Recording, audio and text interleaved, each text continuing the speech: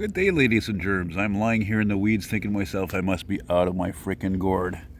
You think you would have talked to me 15, 20 years ago or whatever and say, hey, you know, you're going to be making models regularly and, filming them outside in the ground there with old-ass buildings and structures and on picnic tables and stuff. And, yeah, voila. There it is. There's for the second time I build this model.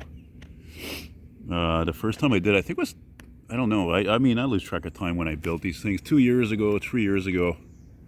We're here in the Hochelaga Barrow where I've been living here for 12 years. And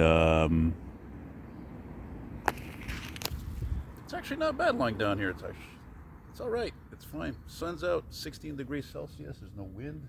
Nobody around. Like if I were to, I was going to go to the park a block from here, but again, there's just a few too many guys there. Some of them look like they might be drunk or stoned, and I don't want nobody, when I'm doing this, I don't want anybody interrupting me. I don't want anybody getting involved. This is kind of like when I'm at home working on whatever, a painting or framing something, you know what I mean, stuff like that. Anyway, I was never happy with the way this model came out because my friend Metzger gave me this and a whole bunch of other models years ago. And, like the last one you saw I did was his Monte Carlo, I think, which was also a Revell model like this. And I know that because most of these models were molded in a typical kind of like a darker medium metallic blue. I don't know what year this one came out. Anyway, AMT also had a 65 Impala. Anyway, long story short is that he gave me this model. I painted it gold. As much as I sanded the body and washed it, or sanded it twice, the paint still didn't come out right at all. I made it into a lowrider. It had the white walls on it. It had the gangster wire wheels, and I didn't like it. And I thought, after I finished my last model, I'm like, what am I going to do next? So I'm like, well, why don't I do a better job on Metzger's Impala? He gave me and make it into a shitbox rust bucket that looks like it just had its last times on the road.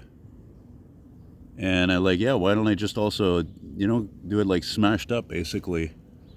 You know what I mean? Maybe the guy is a drunk who owned it. I don't know. He just got a guy who went a little too wild, flying at the seat of their pants kind of thing, So what you do is, how do you make a body panels look dented and damaged like that? Is you heat it up with a lighter, usually from behind. You don't want that to catch on fire. If you see that catch on fire, you got to put it out right away because it will keep burning, but it'll obviously disintegrate. So you want it to be hot just enough to be able to bend it a little bit here and there, Those mags, if you remember when I did last year, I think, last year I did that. You remember when I did, you guys watched my videos, the black Dodge van. I filmed it right here, actually, in the building where I'm looking. Some kind of I don't know what it is, a library or something. And those wheels came with that model, but they were all like, again, that's why I put them on this car, because they're all like dulled out. They're like vintage, I don't know, early 80s, something like that, like 40 years old, 45 years old, give or take, So I put some better wheels on the Dodge Ram, and I'm like, you know what? I thought about putting some Steelies on this, typical thing. I'm like, no, just leave it like that. Just the interior was already painted too, and I just made it look a little more dirtier. How do I paint that? That's acrylic paint. It's just my own mixture of browns and stuff, and just lightly swapping at it, and just having fun with it. That's what's great about making a beater model, a junker, a weathered model. It doesn't have to be perfect at all. It's great. It's a lot of fun. And I started doing that, in the 90s when I was making models full time and inhaling, I think, too much glue, obviously. So I'm trying not to show that, I don't know, it's a stupid Land Rover. When you know cars, and you know what's the best and what's the crap, to me, I look at that, I'm like, yeah, it looks all right, but it's basically looks like a big freaking Ford Escape, You think of a Land Rover, you think top of the line, 4x4, V8, turbo 4-cylinder diesel, whatever, Land Rover Defender, the classic Land Rover. And it's interesting that it added that the taillights over here, there was a piece over here that broke. The two taillights over here broke as one piece. So I just glued them back in, and again did the whole chrome pen thing on the chrome, and again making the bumpers look rusted or damaged, weathered, and so forth. Oh, by the way, I forgot to mention, check out this kick-ass bike park here. Look at that, Ming, eh? Oof. I was thinking earlier. I thought myself, if I remember to do this, I'm going to film myself putting this on the shelf with my like 4 other junkers I have that I built over the years, you know, like the 58 Chevy, the 59 Chevy. What else? The 57 Chevy I did 2-3 years ago. Yeah, man. Yeah, the 65 Impala, man. That is an important car because that was actually the most popular car in the world. As in previous years, Chevrolet, General Motors built over 1 million full-size Impalas, Bel Airs, and Biscayne consistently for years. And this car was proof of it. There's plenty of these cars around. The parts are around. And what else can I tell you? I mean, you know, V8 power. You know, it's a 6-cylinder, 283 V8, 327 V8. Go all the way up to 427. This one, I don't know, whatever it has. Doesn't matter, really. More of the weathering technique underneath here. And we'll give you a shot at... Oh, what the hell is that? Oh, my God. What is that? It's something telling me to get the hell out of here. It looks like an earwig. He's coming to visit me. There you go. It's telling me to wrap it up. That's what it's telling me. Look, I can't see anything anyway here. There you go. I don't know. It looks like it could be a 396 actually. So that's about it there. That bug is creeping me out. I hope he's not coming towards me. It looked, I don't know, looked kind of like an earwig or something. I don't like bugs. I fucking hate bugs. For Christ's sake. Hate them. So that's it, guys. So again, if you're younger guys, you know, you were thinking about you know, doing a model, this is a great way to start also, because again, it doesn't have to look perfect. It's art. Art is, you know, as what do you call it, reflection of life itself, even in cars. So with that being said, you can pick up like this model. Okay, this and a friend of mine gave me a bunch of models, but if you don't have a lot of money, you don't have to get a new model and spend $30, $40, $50 or more on a model. I think some people do that, and they actually do that on purpose and make them into junkers. That's fine. I don't know, I find that a bit weird. I mean, for the price the models cost, the new ones, it should be made you know, more, you know, into a really nice hot rod or factory stock or whatever. So, man, this looks really cool. I'm really happy I brought this out here. This is a way better video, actually, than that 57 Chevy I brought out in the weeds. And also the same thing I did with the 58 Impala there and the 59 Impala as junkers. So, I think right there might have my thumbnail.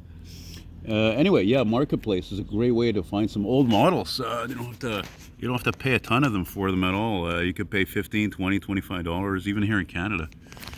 So that's about it. There's where also I also filmed my 70 Ford LTD. Fire chief was right there on the sidewalk. Really cool building. Looks like a fire station. And there was, like I said, that Dodge van months ago or last summer. And there was the 58, the monogram 58 Thunderbird that actually I didn't paint. I left it, you know, the body color was molded and it was like an olive green. It was pretty weird. And that's about it. Thanks for watching. Oh my God, I almost forgot to show you guys something. I brought a surprise. I almost forgot about that. Jesus, I am a stoner. Yeah, look at this. I didn't even have the original box for either one of these models. I brought this guy here, the 53 Corvette. Ta-da! Look at that. That's the first time this model ever sees daylight. I did this model 30 years ago, probably, give or take. I'd say probably 94, 95. And I painted it after the Buick LeSabre that I loved, that my friend Ralph had. And then he passed away, and I ended up buying from his wife and all that. And so, yeah, it was white like this. And it was a green interior with blue seat covers, except the LeSabre, of course, that he had, that I loved. I eventually had for a year or two. Was actually a 4-door, this 2-door hardtop. The Wildcat was a step up from the LeSabre, same body and everything. So everything's the same shape, but the grill is like more sporty. The Wildcat has some more chrome trim. It's basically like a personal sporty looking car, and that really symbolized, I think, like the Impala, the times really of where, you know, it was American cars and that's all. If you drove a Toyota or a Datsun or something, you were a freak, you're a weirdo. You know, you're a nonconformist. So this one I just cleaned it up best I could. I didn't wash it in the sink or anything. What's amazing about this model, this is an AMT model, obviously, like so many they reissued, and it's amazing that it, oh, we're gonna crash. It's amazing that actually I think the only thing I ever fixed on this model, yeah, the wheels actually roll. I don't think I ever fixed on that model was the wheels, maybe one or two of them coming off. That's about it. It's really to show you guys this. You know, I actually sometimes have reluctancy in showing my models, because going outside, I'm like, no, I do this. Not everybody does that. Was I influenced by that kid, Anthony Schmidt? Yeah, probably. And whatever, it is fun, and it's great to take things like this that make them look realistic, basically. You know, that's the bottom line. It's just, it's kind of like a recreation, you know. And there you got your big 401 nail head motor right there.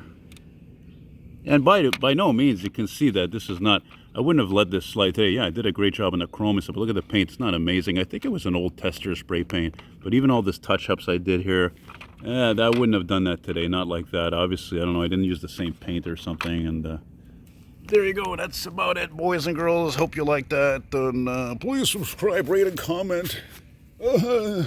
Bye.